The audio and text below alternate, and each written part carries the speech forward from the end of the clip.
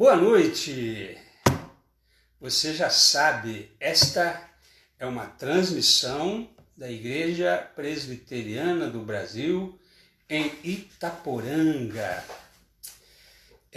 Hoje, 1º de abril, de 2020, e eu sou o pastor Eduardo e saúdo a você com a graça e a paz do Senhor Jesus Cristo. Você sabia que você precisa de vitamina D, para fortalecer a sua imunidade em relação a esse coronavírus. E isso significa que você tem que tomar sol todos os dias, Uma meia horinha de sol aí, há pessoas que estão confinadas mesmo em casa, Não pega nem um pouquinho de sol, nem lá no quintal, Isso não faz bem, Então, para você ter imunidade boa, precisa tomar sol. Nós aqui vamos ter uma pequena liturgia. Eu vou ler aqui o Salmo 23, ninguém conhece, O Senhor é o meu pastor, nada me faltará, Ele me faz repousar em pastos verdejantes, leva-me para junto das águas de descanso, refrigera-me a alma, guia-me pelas veredas da justiça, por amor do seu nome. Ainda que eu ande pelo vale da sombra da morte, não temerei mal nenhum, porque tu estás comigo, o teu bordão e o teu cajado me consolam. Prepara-me uma mesa na presença dos meus adversários, unge-me a cabeça com óleo, o meu cálice transborda. Bondade e misericórdia certamente me seguirão todos os dias da minha vida, e habitarei na casa do Senhor para todo sempre. Meu cálice transborda, Habitarei na casa do Senhor, para todo sempre. Esse, na verdade, é a expectativa, a esperança, a promessa, na verdade, a certeza de todo cristão. E hoje nós vamos cantar aqui um hino que tem tudo a ver, com a aula de hoje, no Inário Presbiteriano, o hino 86.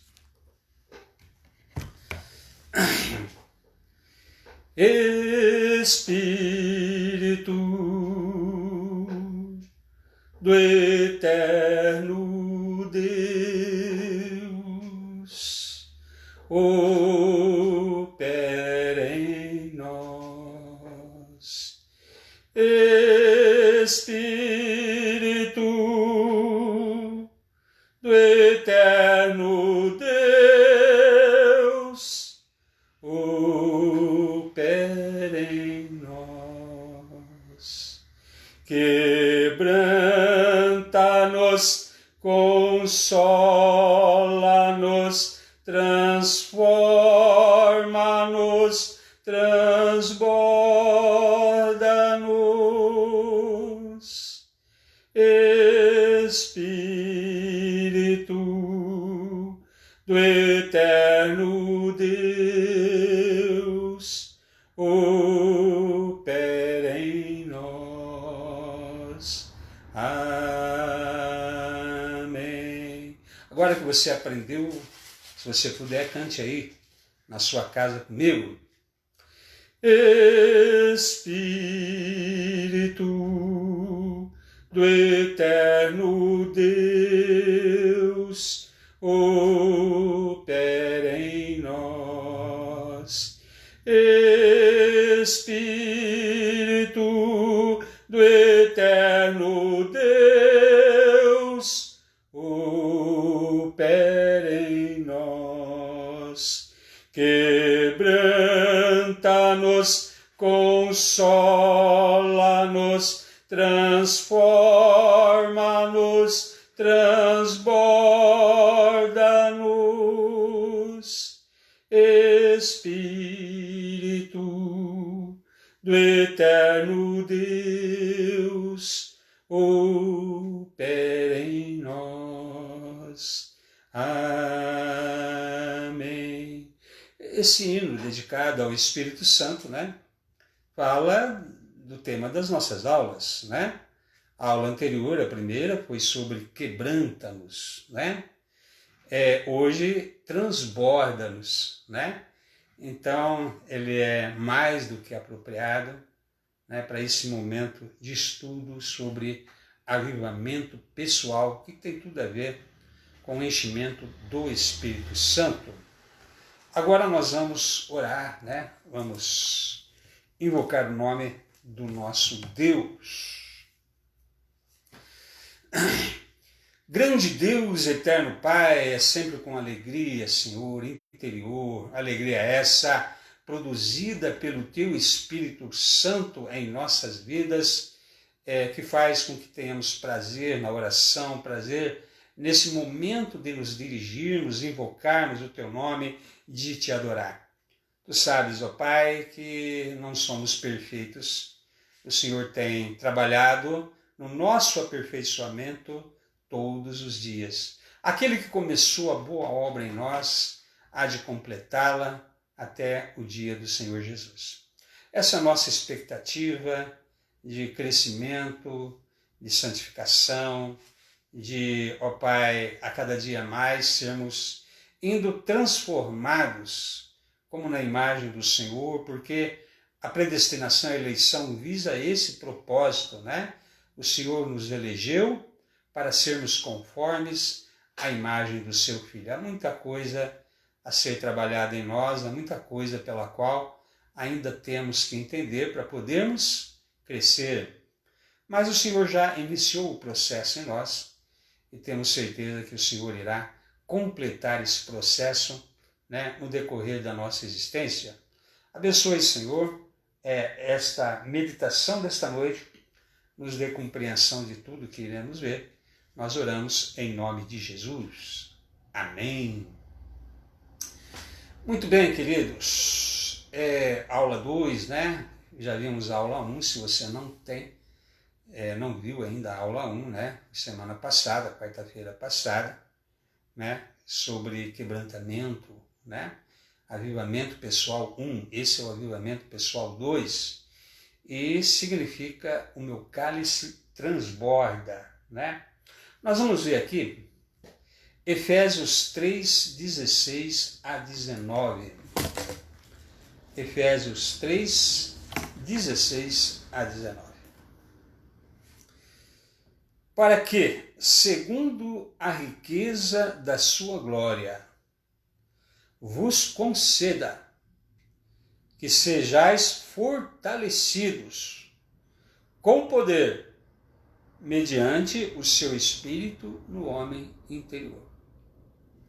E assim habite Cristo no vosso coração, pela fé, estando vós arraigados e alicerçados em amor, a fim de poderdes compreender com todos os santos qual é a largura e o comprimento, a altura e a profundidade, e conhecer o amor de Cristo, que excede todo entendimento, para que sejais tomados de toda a plenitude de Deus. Aí está, né?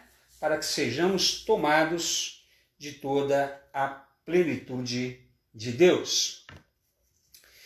Então nós vimos na aula passada a necessidade do quebrantamento, mas o quebrantamento é só o princípio do avivamento, né? Porque o avivamento, na verdade, como tal, né, consiste em estarmos completamente cheios do Espírito Santo ao ponto de transbordar, né? Essa é a expressão de um copo, de um vaso, né? Você vai enchendo ali aquele copo, vaso de água, né? A água é símbolo do Espírito Santo. Nós somos o vaso, porque nós somos feitos do pó da terra, né? O Senhor vai nos enchendo de tal maneira com o seu Espírito que transborde, né, da presença do Senhor, para compreendermos com todos os santos, como diz aqui Paulo em Efésios, a altura, a largura, a profundidade do amor de Cristo, né, para que sejamos tomados da plenitude da sua divindade. Muito bem, queridos. Então a pergunta que devemos fazer logo de cara aqui, nessa meditação, você está cheio do Espírito Santo? Vamos fazer algumas perguntas aqui hoje, né? Para levarmos a uma reflexão. Mas entenda que a obra de encher até transbordar, na verdade, é inteiramente de Deus, né? Deus é que vai encher uma pessoa com a presença do seu Espírito e encher às vezes de uma maneira tal que venha realmente estarmos tão cheios do amor de Deus, tão cheios da sua presença que não cabe em nós, né? Que expressão bonita, né? Transborda. Então tudo o que temos que fazer é apresentar o nosso eu vazio e quebrantado e para que ele nos encha e mais do que isso nos mantenha cheio, né? As Escrituras falam, Jesus falou, negue-se a si mesmo, né? Faça morrer o seu eu. Paulo fala, os que são de Cristo crucificaram a carne, né? Despojai-vos, né, da antiga natureza, quer dizer, há uma responsabilidade nossa também aí, né? Em fazer com que uma atitude em relação a querer ser cheio do Espírito, né? Para eu ser cheio do Espírito, eu preciso estar negando a mim mesmo, eu preciso estar me quebrantando, né? A toda uma situação pela qual eu quero que em mim só caiba o Senhor. Expressão bonita também, né? Morri com Cristo para viver a sua vida, né? Então todas essas expressões são bíblicas e todas elas nos ensinam a mesma coisa, né? Ou seja, avivamento é estar cheio do Espírito Santo. A primeira etapa é você estar quebrantado diante do Senhor, né? Porque quando o seu eu está no controle, Deus não está no controle da sua vida. Se você quiser ter o controle da sua vida, então você não vai deixar Deus, né, ter esse controle, né? Você mesmo diz isso, né? Eu quero viver como eu quero, né? Não vou seguir palavra de Deus coisa nenhuma, né? Por que eu tenho que ir na igreja? Por que eu tenho que orar, né? Eu nem acredito, né, em Deus, quer dizer. Então veja, são todas manifestações do seu eu e não há espaço para o amor de Deus no seu coração. Então precisa ser quebrado, né? Jeremias usou uma expressão ali, né? O vaso do oleiro, Deus mandou ele ir até o vaso do oleiro, né? E no vaso do oleiro, o oleiro vai dando a forma, né, daquele vaso até ser um vaso perfeito, né? Mas o vaso é quebradiço, né? Precisa ser quebrado e precisa ser feito um novo. Muito bem. Tudo que temos que fazer, então, é apresentar esse nosso eu vazio e quebrantado. Davi, né, tinha isso em mente, né, quando disse o meu cálice transborda, né, quer dizer, estou cheio do óleo da unção, estou cheio da presença do Espírito Santo. E isso é que é avivamento, né? Você está cheio do Espírito Santo, cheio da presença de Deus, não da maneira como algumas organizações religiosas aí ensinam, né? Porque entendemos que isso, na verdade, é a obra que o Espírito Santo faz em nós mesmo, nos aperfeiçoando, nos transformando paulatinamente, né, como na imagem do Senhor. E a paz de Deus vai dominar o nosso coração continuamente. E guarde isso com você, né? Essa questão da paz de Deus, né? Nós vamos abordar essa questão da paz de Deus como elemento, né, do fato de que você está realmente bem na presença de Deus. Então, morrer para o eu, é bom que se diga aqui, algumas pessoas têm uma ideia muito errada disso, né? Principalmente nessa época que elas acham que tem que ter uma autoestima, né? E para nós cristãos, o problema é a estima do eu, né? É gostar demais desse eu. Né? Nós queremos ser reconstruídos pelo Senhor. Você nem gosta do jeito que você é, né? Muitas vezes você pergunta para Deus o que o Senhor me fez assim. Deus quer reconstruir, né? E esse seu eu, muitas vezes, né? Jamais vai ter uma autoestima verdadeira. Porque você quer melhor autoestima do que Deus vivendo em você? Não vai ter uma autoestima melhor que isso, né?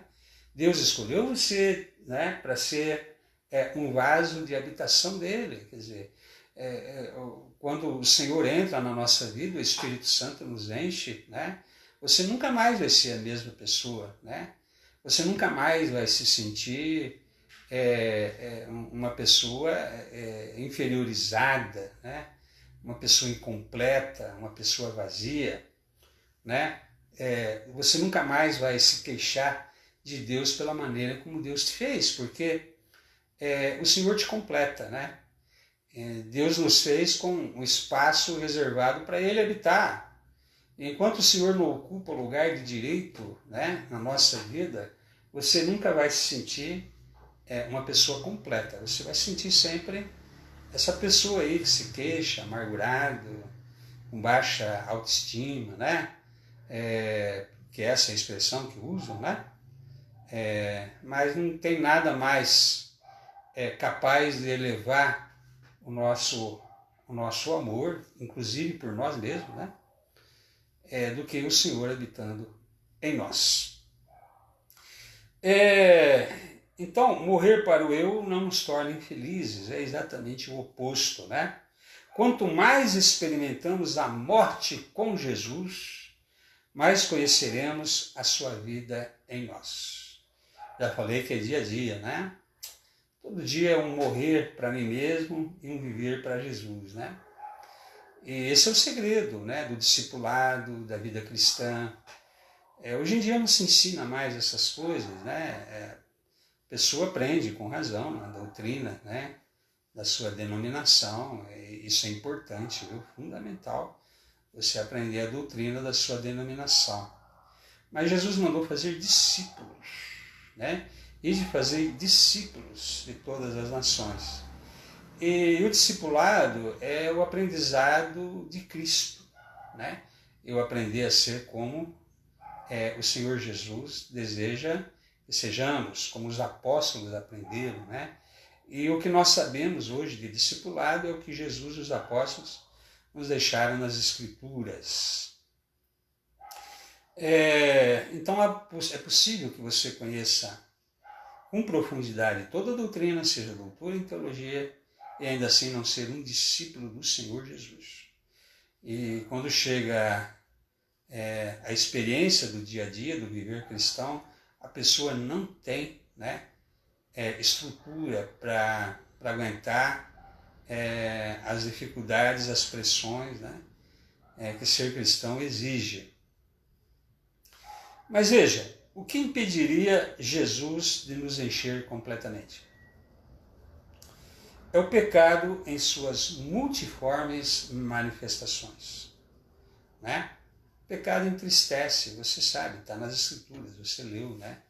O pecado entristece o Espírito Santo, entristece o coração de Deus, né? Jesus morreu na cruz para nos limpar do pecado, né? Não é da vontade de Deus que vivamos em pecado. Não é da vontade de Deus que voltemos à antiga vida. Não é da vontade de Deus que, uma vez limpos, né, do nosso pecado, venhamos a fazer pouco caso do fato de que o Senhor, assim, nos chamou para andarmos em boas obras. Né? Porque a verdadeira pessoa que foi salva, ela vai compreender perfeitamente isso. Você foi chamado para viver uma vida diferente. Porque se é para viver da maneira como você vivia antes do chamado de Deus, então não precisaria você ter sido chamado, porque o Evangelho é mudança de vida. O Evangelho é dar fim à antiga forma de existência, né? Aquilo que o eu gostava, a carne gostava, e agora mortificar a carne para fazer a vontade de Deus. Então, o pecado, em suas multiformes manifestações, entristece, né? O Senhor Jesus não enche vaso sujo. Né? Interessante que teve até aquela cerimônia do lava-pés, né? Jesus disse, olha, agora já estáis limpos, mas nem todos, né? Aqueles que já estão limpos precisam, pelo menos, lavar os pés, né? Interessante toda aquela imagem, aquele linguajar que Jesus usou ali com os seus discípulos. Então, qualquer coisa que se origina do eu, né? Por menor que seja, né? Tem algo de pecado por trás disso, né, irmãos? Tem sim, né? Vamos dar alguns exemplos aqui. Veja que os apóstolos tinham suas características de personalidade, como todos nós temos, né? Cada um de nós tem aí sua personalidade, e essa característica de cada um foi trabalhada por Jesus, né? Ou seja, o Evangelho visa transformar o seu eu, visa transformar a sua personalidade. Não vem dizer que você é nova criatura, você é nova vida. Não pode ser apenas expressões que você aprendeu nas Escrituras, né? Aquele que está em Cristo, nova criatura é, as coisas antigas passaram, sendo que, na verdade, você continua sendo basicamente a mesma pessoa, na sua personalidade não foi trabalhada. Na primeira aula sobre santificação, aqui nessas lives, domingo dia 22, né, eu disse que a queda produziu de uma forma extensiva, né, prejudicando a nossa vontade,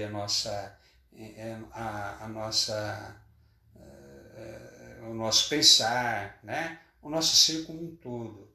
E que o objetivo de ser nova criatura é Deus curar todas essas áreas da nossa vida. Né? Então, se você continua com uma personalidade não transformada, muito possivelmente podemos concluir também que não foi tratada essa parte na sua vida. Né? Por trás dessas características, às vezes de personalidade, há o desejo da carne, do eu, né? Portanto, podemos ver isso, por exemplo, naquela disputa dos apóstolos para saber quem deles era o maior. Então, você vê, não estavam quebrantados. O eu estava exacerbado, né? A mãe de Tiago e João chegou para Jesus e disse, quando entrares no seu reino, coloque esses 2 filhos meus, um à sua direita e outro à sua esquerda. Esse é o eu exacerbado, né? Isso é pecado. Jesus falou, olha, é o Pai que determina isso. Né? Pretensão humana de auto-glorificar-se, de auto-exaltar, né? Jesus já deu o exemplo, né, de humildade, assumindo a forma humana, sendo obediente ao Pai até a morte de cruz, ele nos deu o exemplo, né? Isaías diz que ele foi moído por causa das nossas transgressões, ele foi quebrado, né? Julgávamos por aflito, ferido de Deus. E por isso a cerimônia do lava-pés, quando eles indagavam qual de nós é o maior, né? E Jesus quis dar, sim, um exemplo de que isso precisa mudar, né? Essa maneira de pensar. Jesus já estava trabalhando ali, na mudança de personalidade, de caráter, né? Vocês não têm que se preocupar em glorificar a si mesmo, porque o verdadeiro discípulo de Jesus, ele pensa em glorificar aquele a quem ele serve, né? Pensa em glorificar toda a honra e toda a glória sejam dadas ao Senhor Jesus, né? Então, quem de nós é o maior? Né? E isso ainda existe muito nas igrejas, né? Esse ego exacerbado, essa disputa por prestígio, quem é que manda, né? Quem é o maior dentro da comunidade, né? Isso aí mostra falta de discipulado, falta de quebrantamento e pecado, né? Porque a pessoa está na carne. E a pessoa que está na carne, nós já vimos, né, nas aulas de santificação, ela não pode agradar a Deus, né? Ela ainda revela a antiga maneira de ser, herdada de Adão. Então, se você quiser ser cheio do Espírito Santo mesmo, né, você tem que compreender que não pode haver esse tipo de postura, né? Quem é que manda, né? Quem é que é o maior. Jesus falou, olha, no mundo é assim, né? Os governantes têm aqueles que mandam uns sobre os outros, mas entre vós não será assim. Porque aquele que quer ser o primeiro seja aquele que sirva. Todas essas coisas é para nos mostrar que o nosso eu atrapalha, né? Que tem que haver uma mudança e uma transformação no nosso eu, não pode pensar assim mais. Porque exatamente essa forma de ser, desse eu exacerbado, o meu prestígio dentro da comunidade, né? Já não me honram mais naquela igreja, né? Ninguém me dá valor naquela igreja, né? Eu não sou pela pessoa preparada que eu sou, eu deveria receber muito mais atenção, ser dignificado muito maior número de vezes do que eu estou sendo. Não estou sendo muito valorizado lá. É o seu eu. Você está na carne. Você não é um discípulo de Jesus. Você está vazio do Espírito Santo. Esse que tem sido o maior problema nas igrejas hoje, né? A falta de discipulado, de compreender essas coisas, né? Mas não, o eu quer prevalecer sobre tudo, né? Então, algumas características do eu: melindre, ressentimento, autodefesa, reserva, medo, né? Tudo provém do eu, né? Já cheguei em igrejas lá que você não podia dizer nada, nada. Que a pessoa já achava que você estava atacando alguém lá. Você chegou outro dia na igreja, não conhece ninguém, né? E começa a pregar a palavra vai mesmo mexer com você. Porque é Deus falando com você. Tudo que você pede, às vezes, é que, Senhor, que o pastor não fale de si mesmo, mas ele traga uma palavra, né, vinda da sua parte, né, para os nossos corações. Aí Deus fala e você fala, não, o pastor está querendo atingir pessoas lá na frente. Eu não sei, o pastor pregou a palavra. Isso aí é o seu eu, é o seu melindre, né? Não tem esse negócio também de vestir carapuça, né? Se a carapuça serviu. O que é isso, irmãos? Eu já falei isso numa igreja, né? Falei, olha, eu vou pregar a palavra, né? O pastor Eduardo não ataca ninguém. O objetivo é apenas que você, ouvindo a palavra, conforme a sua vida com a palavra. Não tem esse negócio de carapuça serviu, né? Até porque se você sai da igreja vazio, né? Geralmente se fala, a palavra não falou comigo, né? Mas se ali está mexendo com algum aspecto do seu ser, da sua maneira de viver, Deus falou com você, né? Então, é para você mudar, para você conformar a sua vida com a palavra, né? Mas hoje em dia interpretam diferente, né? O pastor não pode mais pregar certas coisas na igreja, qualquer pastor de qualquer denominação, que parece que está ali ofendendo alguém, é um melindre que eu nunca vi, uma coisa impressionante, né? Pessoas ressentidas de algumas coisas. Não pode ser assim, é o seu eu. Você não vai, essa pessoa não está cheia do Espírito Santo. Por isso mesmo é uma pessoa infeliz, né? Acha que qualquer coisa que alguém fala é para atingir a vida dela. Você consegue imaginar um cristão assim? Né? Sabe, vê maldade em tudo, malícia em tudo, não tem aquele coração puro, né? Aquela alma em paz, né? De entender que você não é o centro do mundo. Parece que algumas pessoas entendem assim, né? Ele é o centro do mundo, né? E qualquer coisa que digam tem relação com ele ou ela. Então, eu já expliquei isso na aula passada, sobre a questão do quebrantamento, né?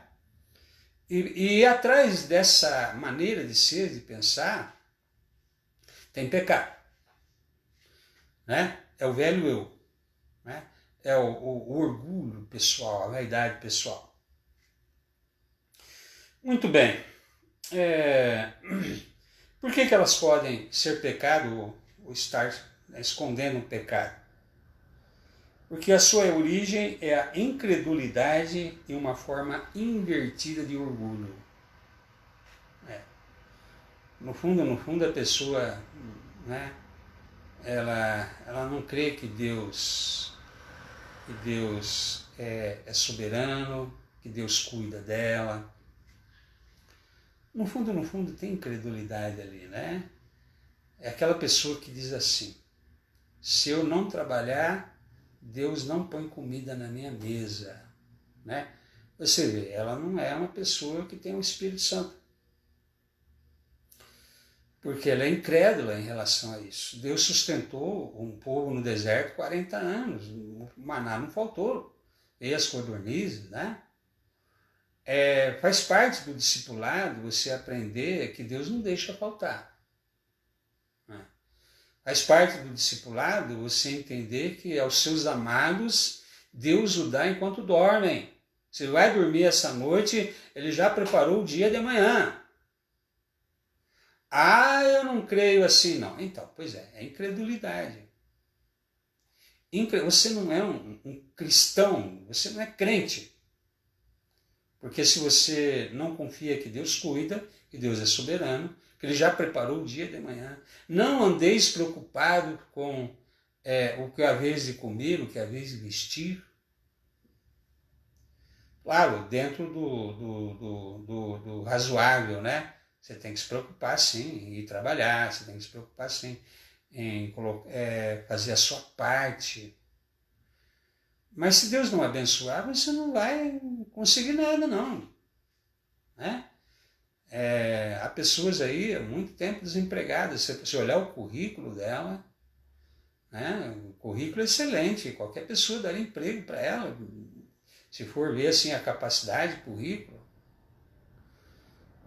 Então, sabe, é difícil explicar essa confiança em Deus, né? Uma pessoa que está cheia do seu eu. Né? Há uma pergunta no Salmo, né? Pode Deus nos dar comida no deserto? Veja, aquele povo era um povo naturalmente murmurador, né? Quando precisou, Deus fez sair água da rocha. Você vai ter que trabalhar? Vai. Há uma responsabilidade tua em levantar cedo e procurar ganhar o seu pão? Mas se Deus não abençoar, você vai trabalhar e aquilo não será uma coisa que realmente vai ser suficiente, não. Aos seus amados Deus dá enquanto dorme, né? Quer dizer, já preparou o dia de amanhã. E isso é questão de fé. Você não acredita assim? Pois é o teu eu. Né? É isso que precisa fazer com que você entenda que você não vai ser cheio do Espírito Santo tendo essa atitude de incredulidade. Né? Não dorme, a pessoa não dorme porque ela está preocupada. O cristão dorme. O pai preparou e pronto. Eu vou sair para trabalhar amanhã e o Senhor vai fazer o dia abençoado. É assim que tem que ser. né? Essa confiança de que Deus realmente está cuidando. E isso é fruto de uma vida cheia do Espírito Santo. Se você não chega a esse nível, né, de confiança em Deus, a não ser que você esteja cheio do Espírito Santo. Não tem como você viver como um cristão. Você está percebendo? Não tem como você ser um cristão autêntico, um cristão que realmente confia, que Deus cuida, que Ele é soberano, que não vai deixar faltar, se você não estiver cheio do Espírito Santo. Mas há essa situação, né? Essa coisa de que tudo depende de você, né? Nada depende de Deus. Não gosto de depender de Deus. Muito bem. Então perceba que elas podem esconder pecado, a origem da incredulidade, uma forma invertida de orgulho, né?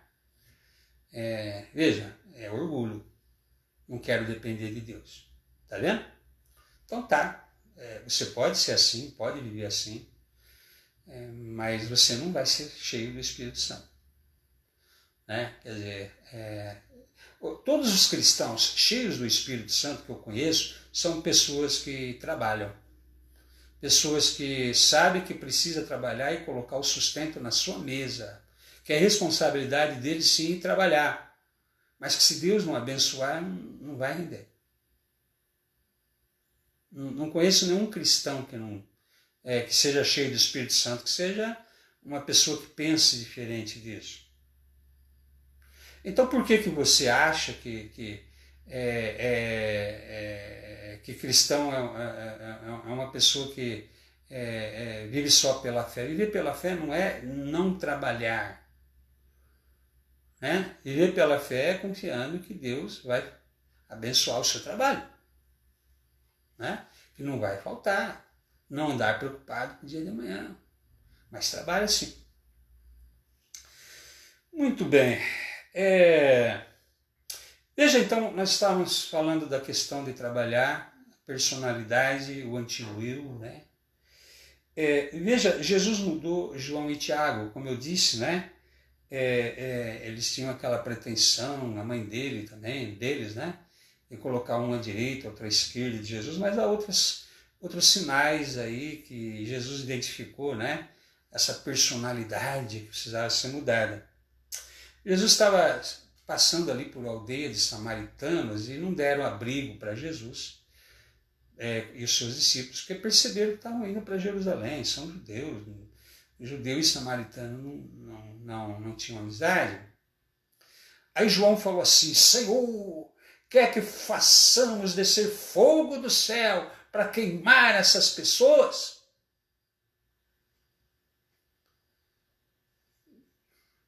Sou eu. Não nos deram abrigo, nós vamos fazer eles morrerem, vamos invocar que fogo do céu, vão morrer todos eles. Quem nós somos nós? Estamos aqui com o Filho de Deus, não brinque conosco não. Deus falou: vocês não sabem que espírito sois, eu não vim destruir ninguém, eu vim salvar. Está vendo a diferença? Né? Uma pessoa cheia do Espírito Santo não deseja destruir ninguém, não deseja invocar o mal para ninguém, não deseja castigar ninguém porque não lhe fez um favor. Não lhe fez um favor. Veja, quando você fica assim, irritado, irado com isso, chateado com isso, é o seu eu. Você não está cheio de Deus. E as suas reações serão essas, típicas de João, né? Jesus chamou os dois, né? Tiago e João, de Boanerges, filhos do trovão, né? Aquele temperamento exaltado, explosivo. Nós vamos fazer descer fogo do céu. Nós vamos queimar essas pessoas que não nos deram abrigo. Nós vamos ter que dormir ao relento. Quem sabe aí é o perigo de animais. Então não tem como uma pessoa alcançar o enchimento do Espírito se não for trabalhado na transformação, né, do seu caráter, né?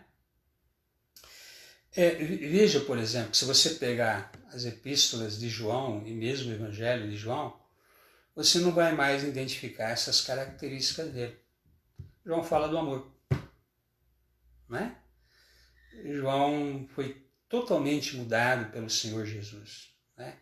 Cadê aquele João que queria fazer descer fogo do céu e destruir aquelas pessoas?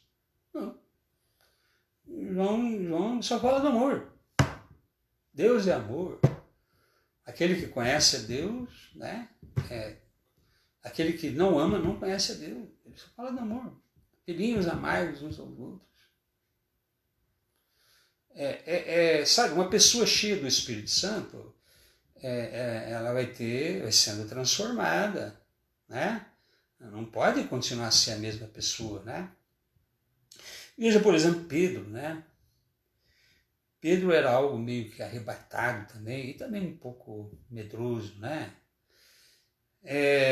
Aquele cara que dizia, Senhor, eu estou disposto a ir pelo Senhor até a morte. A primeira situação, negou Jesus 3 vezes. A pessoa que diz assim, declarações, né? Declarações assim de valentia, bravata, né? Mas Jesus sabia disso. Você vai me negar, o que você está dizendo aí? E aí o que nós vemos depois, né? Depois da morte e ressurreição de Jesus, um novo Pedro chegou lá diante dos sacerdotes, né? Não ficou mais intimidado. Porque o dia que Pedro ficou intimidado e negou a Jesus foi na casa do sumo sacerdote. Levaram Jesus lá, né? Para ser interrogado pelo sumo sacerdote, foi na casa do sumo sacerdote. E agora, diante do sumo sacerdote, né? Ele disse, olha, vocês querem que paremos de falar o nome de Jesus? Nós não vamos parar de falar do nome de Jesus, né? E saindo de lá, entraram no templo e falaram no nome de Jesus. Aí os sacerdotes viram que, ao verem a intrepidez de Pedro e João, sabendo que eram homens incultos e letrados, tá vendo? Não tem nada a ver com instrução formal, né? Reconheceram que haviam estado com Jesus. Tá vendo? Então, estar cheio do Espírito Santo passa por uma situação em que isso é transformado na sua vida, o seu caráter é transformado. Você não pode ser a mesma pessoa de antes, senão não vem dizer que você nasceu de novo, que você é uma nova criatura. Na prática não se observa isso, é o mesmo velho homem.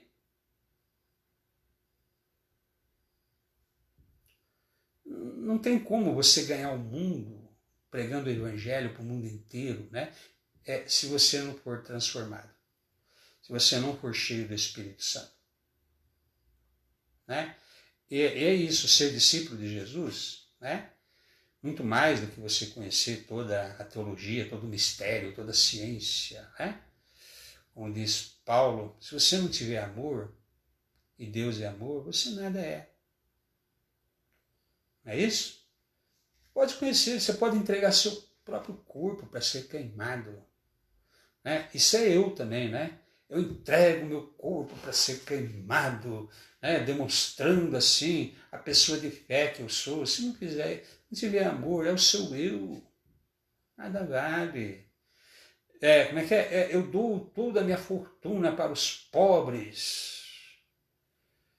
Se isso não for motivado pelo fato de que o Senhor mudou a sua vida, transformou a sua vida, não for um ato de amor realmente, isso também é o eu. Eja como eu sou uma pessoa boa, né? Ninguém fez como eu, entreguei toda a minha fortuna para os pobres. Se tem alguém que tem que ser considerado uma pessoa santa, sou eu, é o eu. Você fez isso para quê? Para agradar quem? Foi para agradar a Deus? Ou para chamar a atenção sobre a sua pessoa? Então, eu creio que agora estou me fazendo entender, né? Para você ser cheio do Espírito Santo e estar cheio do amor de Deus, você tem que entender que isso tem que mudar. Não pode fazer as coisas para o seu eu, para o seu engrandecimento, né? Seu caráter tem que ser mudado. Muito bem.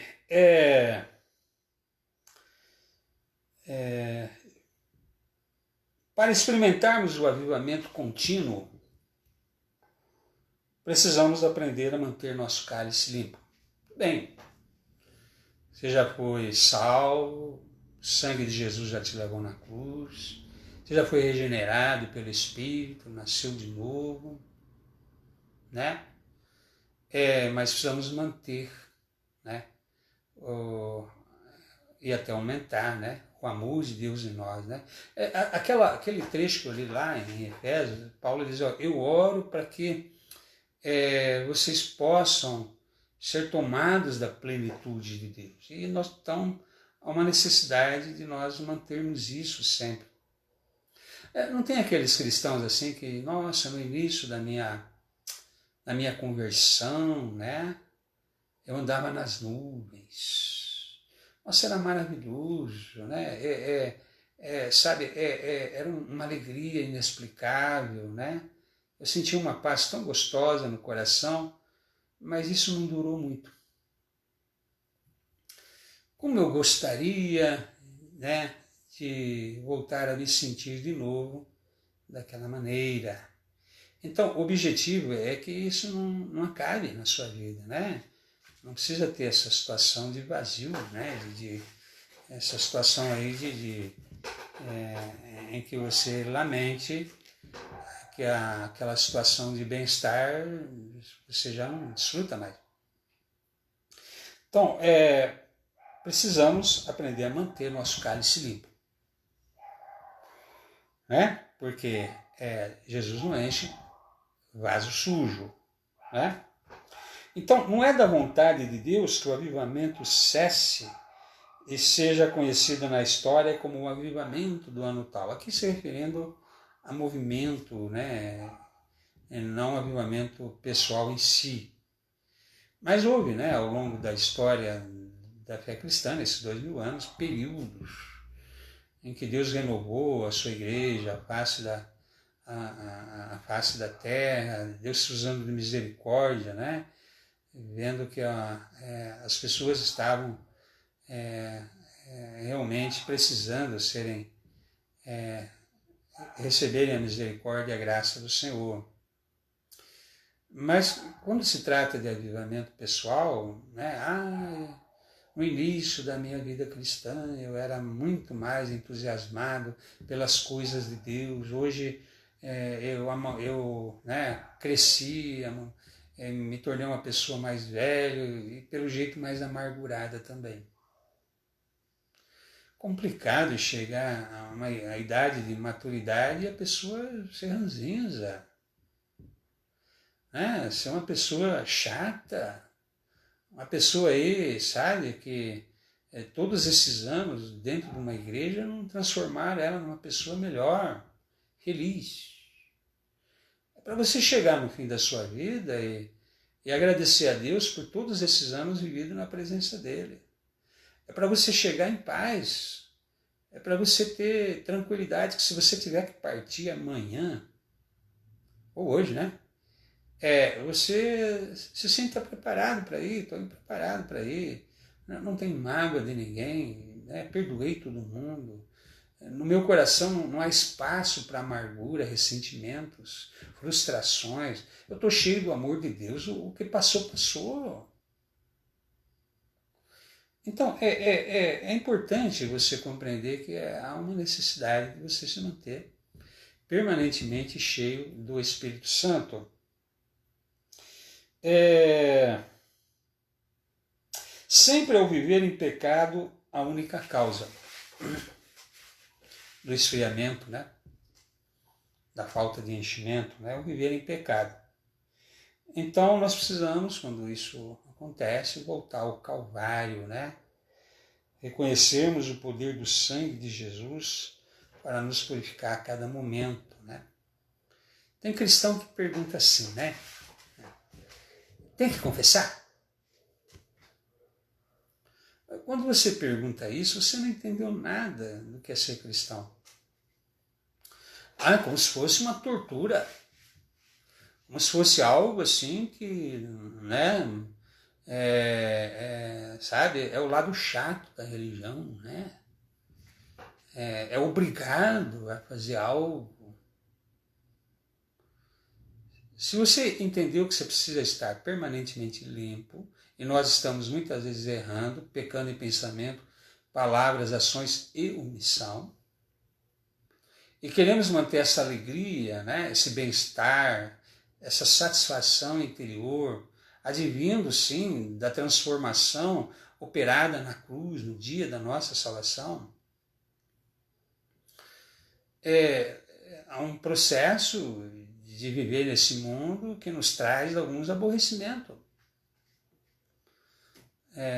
Esse confinamento traz aborrecimento, né? Há situações aí que são destinadas a provar a nossa fé. Às vezes a pessoa é tirada alguma coisa dela e ela fica amargurada. Por que Deus tirou? Às vezes até um ente querido, né? As pessoas vivem e morrem, sabe? Só vai ter vida eterna quando Jesus vier e nos der um novo corpo para a vida eterna. Mas não, né? Parece que Jesus fez algo contra ela. Vejo eu aí, né? Jesus não a ama, porque se Jesus a amasse, né, não tiraria aquele ente querido e nem, né, permitiria que aquelas situações de perda, não só de vidas humanas, às vezes perdas financeiras, acontecesse na minha vida. Onde está Deus que, permitiu que isso acontecesse? Veja, você é o centro. Quando você pensa assim, é o seu eu. Você é o centro. Deus está aí apenas para satisfazer você. Né? Não é você que tem que, como deveria ser, né? Você tem que fazer morrer o seu eu e para que Jesus seja o centro da sua vida. Então, quando você está cheio do Espírito Santo, esse tipo de pergunta não cabe. Por que Deus levou? Deus não me ama, né? Sabe, eu fui assaltado, né? 3 anos atrás, o ladrão entrou 2 vezes na minha casa, no final do ano, levou um monte de aparelhos lá, e se alguém achou que ia me ver abatido, muito pelo contrário, aquilo ali é material, Deus depois me dá de novo, né? Mas é um teste, né? Para ver o quanto apegado nós somos com as coisas materiais também, né? Não foi esse o problema de Jó, né? O Senhor cerca ele de tanto privilégio, será que ele te ama mesmo, né? Então tira alguma coisinha, vamos ver se realmente essa pessoa ama a Deus de verdade, se é o eu que vai estar ali se manifestando. Quando você está cheio do Espírito Santo, tudo bem, Deus deu, Deus levou. E dará de novo, né? Novamente. Veja como faz falta ser cheio do Espírito Santo. O discipulado verdadeiro. Fazer morrer esse seu eu aí. Esse seu eu que te torna infeliz. Esse seu eu é que murmura, né? Que acha que Deus está, sabe, de alguma forma, não sendo bom para com ele, sempre para com ele. Senhor, está tudo bem, né? Quando eu estou cheio da tua presença, está tudo bem, né? E continuará tudo bem. Eu só quero continuar sentindo a sua presença da forma como eu sinto. Estar cheio da presença do Senhor como eu estou. Porque enquanto eu estiver assim, a cada dia mais sendo cheio pelo Senhor, né? Eu estou em paz. Quer dizer, a experiência do viver é difícil para todo ser humano. O importante é como você reage diante das situações do viver. E o cristão reage diferente. Então, aprendemos o segredo de cálices transbordantes, né, que transbordam continuamente. Jesus falou, vai ser nele uma fonte a jorrar pela vida eterna, falando isso do Espírito Santo, que haveriam de receber aqueles que creram em Jesus. Quer dizer, vai ser um constante jorrar. Essa é a vontade de Deus, é que essa fonte seja assim, né, sempre um manancial, né, pelo qual bebemos. Então, no momento que você tiver consciência, presta atenção, daquele toque de inveja. O cristão não deve ter sentimento de inveja, é o eu, é a antiga natureza, é a carne. Opa, né? Liga o sinal de alerta aí. Eu não tenho que ter inveja de ninguém, não. Você sabe que uma das coisas mais absurdas desse negócio de inveja, além do fato, né, de que tudo tem que ser para você, nada para os outros, né? E mesmo assim você não vai estar satisfeito. É que você não sabe pelo que aquela pessoa teve que passar, o que ela passa hoje e o que ela ainda vai ter que passar. Não queira estar na pele de ninguém, não inveja ninguém. Não é isso que é um cristão. Um cristão não pode ter esse tipo de coisa. É carne. Como que você vai estar cheio do Espírito Santo assim? Você não vai. Né? Deu um sinalzinho de alerta lá, começou a sentir uma invejazinha de alguém, né? Você comece aí, Senhor, olha, tire isso de mim, eu não quero sentir inveja de ninguém. Né? Ou aquele sentimento de crítica, né? Porque esse sentimento de crítica, né, tem inveja por trás também, né? Você não suporta o fato de que a pessoa está sendo mais abençoada que você, ou é mais inteligente que você, ou é mais carismático do que você, sabe, é mais agradável do que você. Então você tem que criticar, tem que ver defeito na pessoa, né? É o seu eu, né? Essa irritação, né? Você não é o que deveria ser, porque você é vazio de Deus, então tudo te irrita, né? Essa coisa aí, então, precisa ser entregue a Jesus. Precisa ser entregue a Jesus, né? Fazer morrer isso aí, né? E aí a paz volta ao seu coração. Deus está abençoando aquela pessoa? Amém. Que continue a abençoar. Deus também me abençoa, não preciso ter inveja de ninguém. Né? O que Deus reservou para ela que vai ter que passar. O que Deus reservou para mim, ninguém vai ter que passar, só eu. E o meu caminho com Deus é único. Eu tenho que estar focado em Cristo, não tenho que olhar do lado. Né? Interessante que Pedro, né? Antes da descida do Espírito Santo, já Jesus ressuscitado, mesmo Jesus disse, né, que ia ter uma tarefa especial para Pedro no reino. Ele viu que João estava seguindo a Jesus, ele falou, e esse aí? Jesus falou, só quero que ele permaneça, o que você tem com isso, Pedro? O que foi determinado para João é de João. João não teve morte de mártir. Você vai ter. Né? Diz a lenda que Pedro foi, inclusive, crucificado de cabeça para baixo. Né? Até que ponto isso é verdade? Mas é a lenda, né? Pedro realmente teve morte de mártir. Mas João não. Né? Viveu ali até mais do que 90 anos, recebeu a revelação do Apocalipse, mas Jesus tinha dado uma missão para João, né? Cuidar da mãe de João. A mãe de Jesus, né? Maria, eis aí a tua mãe, né? E ao mesmo tempo ser cuidado por Maria, eis aí teu filho. Deus tem uma missão para cada um. Você não tem que ter inveja do que Deus tem dado para outra pessoa.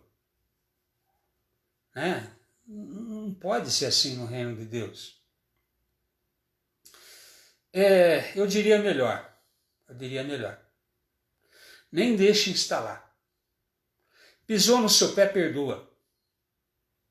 Senhor, a pessoa pisou aqui no meu pé, eu não quero receber esse lixo, essa coisa de mágoa, essa coisa de ressentimento. Eu não quero abrigar essas coisas no coração.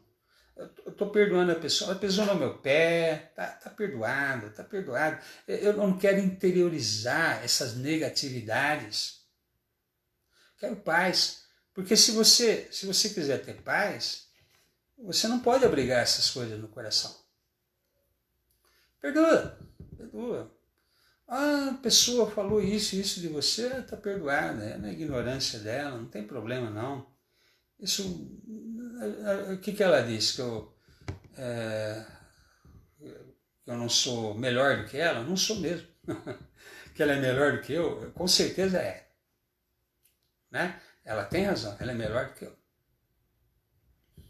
Pronto, só se você tiver um eu aí muito exacerbado, né? Na verdade, eu gosto de uma frase que um teólogo falou, né? Acho que foi Spurgeon, né? Eu não sei se foi Spurgeon mesmo. Se alguém falou alguma coisa de mal contra você, olha, você é muito pior do que ele falou. Você é muito pior do que a pessoa falou, né? Então, não se ofenda, né? Não se ofenda. Você quer ver você perder a sua paz? Quer ver o velho eu se manifestar? É você se sentir ofendido. Não deixa instalar isso. Senão você vai perder a tua paz, né? Aquele amor que você vivia, aquela paz que você vivia, vai se transformar em ódio. Eu uso uma comparação interessante, né? Você está feliz, no melhor momento da sua vida. Vamos supor que você está lá na praia, curtindo merecidamente aquelas férias, e aparece na praia aquela pessoa. Pronto. Já acabou a sua alegria, já acabou o seu descanso, você já quer pegar as suas coisas e voltar. É ridículo. Se aquela pessoa tem a capacidade de fazer com que, sabe, o seu dia acabou, né? Você não está bem mesmo. Primeiro que você já devia ter perdoado aquela pessoa, né? Deus trata com ela. Para que se preocupar com as outras pessoas? Viva a sua vida, aproveita aquela praia lá. Não pode encontrar aquela pessoa que você detesta. Por isso que algumas pessoas não vão à igreja, né? Lá tem aquela pessoa que eu não gosto. Você quer ser cristão nos seus termos? Você quer ser cristão assim? Não dá. Você já devia ter perdoado essa pessoa. Precisa viver os beijinhos aí, né? Nem gosto de bajulação. Né?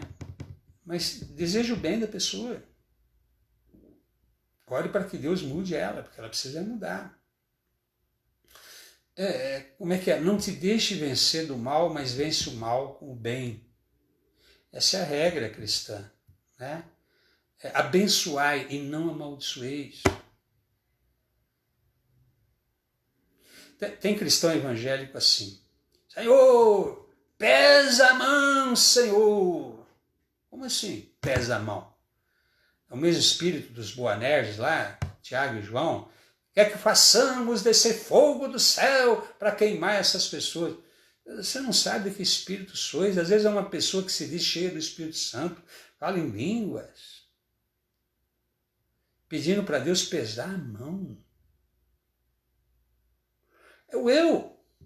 A pessoa não está cheia do Espírito Santo, é o eu. Jesus falou, eu não vim aqui destruir ninguém não, eu vim salvar. Quando ele voltar, aí sim, vai julgar, mas nós somos seguidores de Jesus, nós não desejamos ninguém, embora saibamos que tem pessoas que vão para o inferno, não desejamos isso para ninguém. Até oramos para que Deus tenha misericórdia, quem sabe, né? A sua graça. Não sabemos quem será salvo, mas não desejamos mal para ninguém. Não desejamos a destruição da vida de ninguém. Nós pregamos o Evangelho porque o amor de Deus está em nós.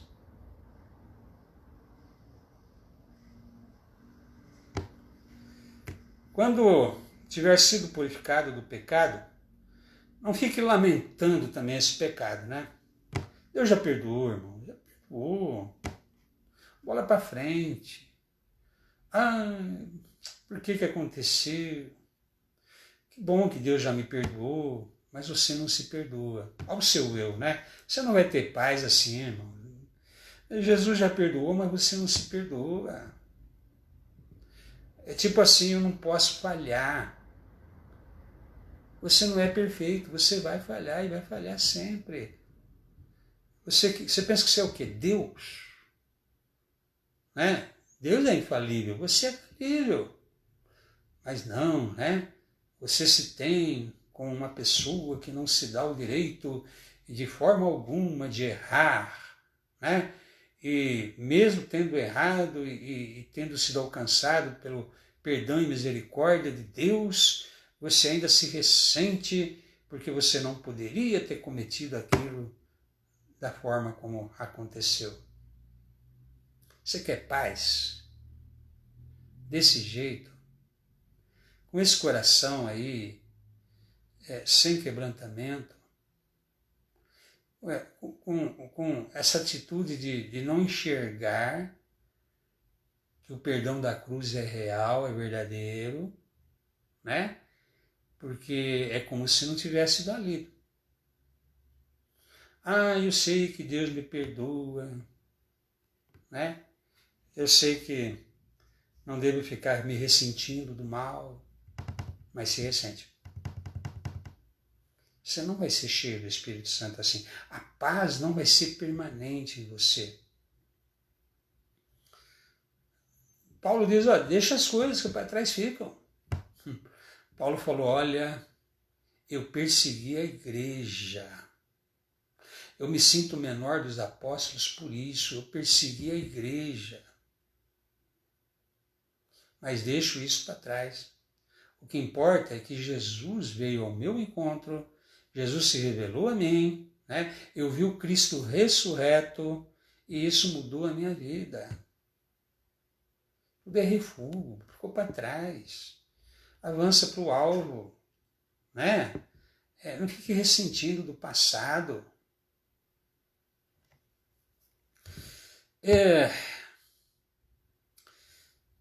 A palavra de Deus nos dá aqui uma orientação muito simples para regular o nosso andar com Jesus. Colossenses 3,15. Colossenses 3,15. E a paz de Cristo habite em vossos corações, ou seja, o árbitro no seu coração. Devíamos julgar tudo pela questão da paz. Você não está em paz? Tem alguma coisa errada aí, né? Tudo aquilo que perturba a paz de Deus em nossos corações é pecado, ou é fruto do pecado, consequência do pecado. Devemos perguntar a Deus imediatamente o que está errado. Por que eu estou irritado com o pastor? Ou com o presbítero? Ou com o diácono? Ou com a presidente da SAF? Não é para estar assim não, irmão. Né? O Espírito Santo nos convencerá do pecado. E olha que isso é uma verdade, viu? Eu conheci um rapaz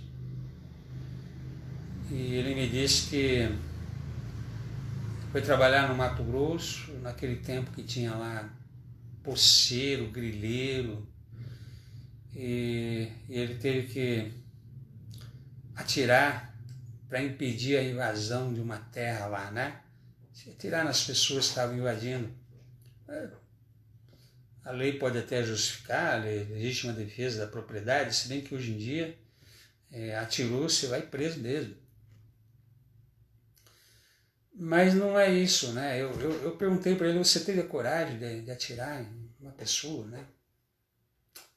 O que me chocou foi a resposta dele a essa minha pergunta. Ele falou, é gostoso. Tá vendo? A pessoa ama o pecado, ela gosta do pecado. Por que tem aquele serial killer, né? Ele quer ver a repercussão daquilo que ele fez. Uma pessoa diabólica, uma pessoa, muito influenciado pelo pecado, pelo mal. Ela não vai ter paz, ela deve ser fria, vazia. Atirar numa pessoa assim, ter prazer nisso. Você imagina que ali não tem o amor de Deus, ali só tem ódio. Ali.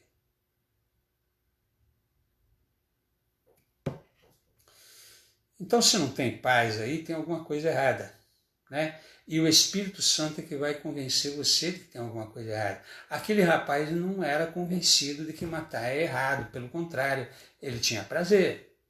Então, o Espírito Santo não age na vida dele. Né? Como fazer aquele rapaz entender que atirar em alguém é errado? Se o Espírito Santo não convencê-lo de que atirar nas pessoas é errado, ele não vai se convencer. A velha natureza, né, que gosta daquilo que é pecado, ele até gosta de atirar nas pessoas.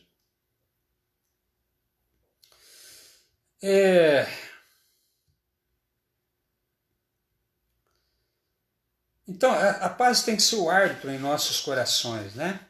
Se perdermos a paz, devemos perguntar a Deus imediatamente o que está errado. 5. Mas e se Deus não nos der sua paz? Né? Não estou sentindo a paz de Deus. Talvez não estejamos quebrantados.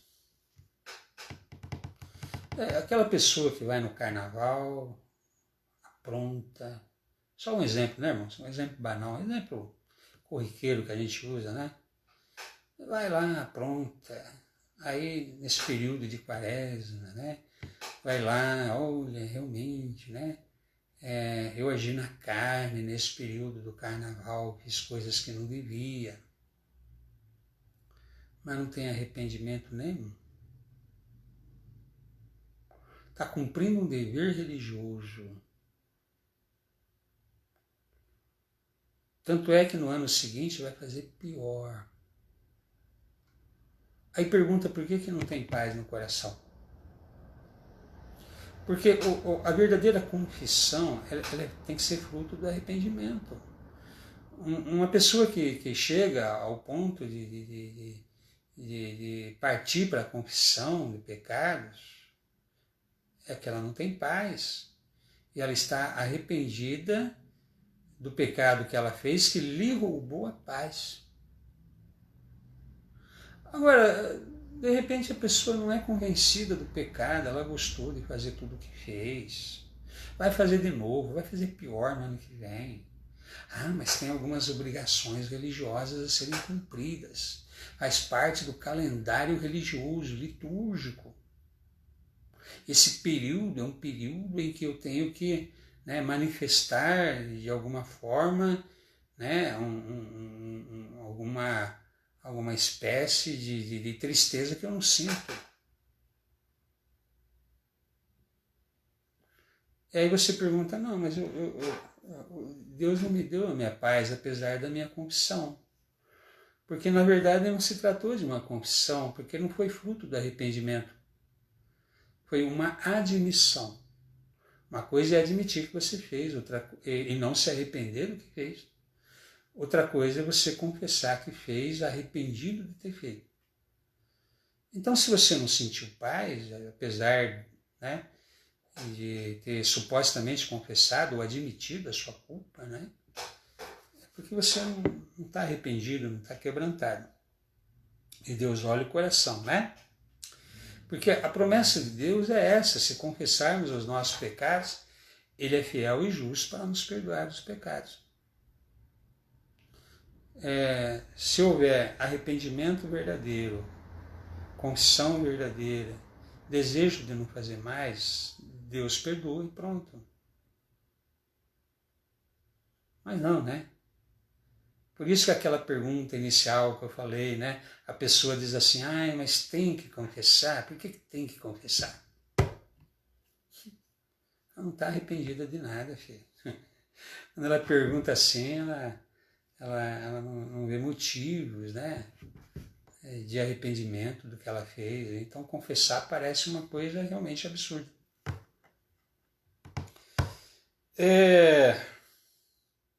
Então veja que o próprio Espírito Santo é quem nos guia para a confissão. Se ele nos convence do pecado, então ele nos convence também a confessar os nossos pecados. Muitos de nós temos desprezado tantas vezes o diagnóstico do Espírito Santo que já não mais ouvimos o Espírito Santo falar conosco, né? É aquilo que se chama de mente cauterizada, né? Todo ano é a mesma coisa. Não há arrependimento verdadeiro. Aí a pessoa começa a já não se deixar convencer do que o que ela fez é pecado. Ah, pecado nada. Imagina que é pecado. Dá até outro nome para a coisa, isso é uma enfermidade. Devia ser liberado algumas coisas. Então, a mente dela ficou cauterizada, ela não vai se convencer mais daquilo que é pecado. E a frieza decorrente, porque aí tem consequência isso, né? Vem uma frieza, né? A frieza decorrente nos leva ao afastamento paulatino da comunhão com Deus, da leitura da palavra, das orações e da comunhão no corpo de Cristo. Não quer congregar mais. Às vezes não é porque a pessoa alega, né? Você percebe que a maioria, viu, irmãos? Vê lá, a maioria diz assim, eu posso ser crente em casa, né?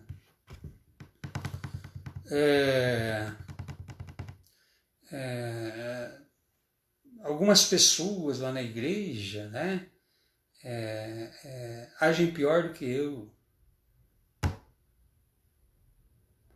Se você quiser a justificativa para você não ir na igreja, você encontra.